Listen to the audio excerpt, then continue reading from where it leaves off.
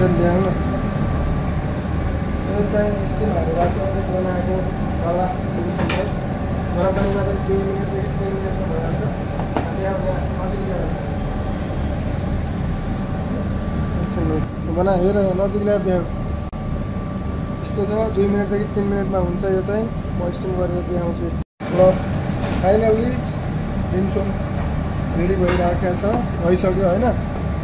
यसलाई चाहिँ हल्का सजाउनु पर्ने हुन्छ। यो चाहिँ खानेवाला फुल हो।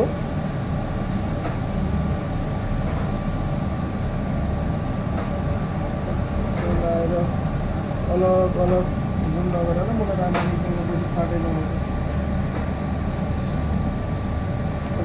एडिबल फ्लावर हो, खानेवाला फुल फ्लावर।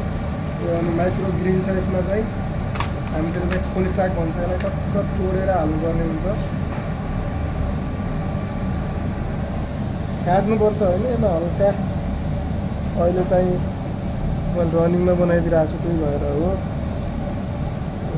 बनाएर मस्त छ, राम्रो छ होइन।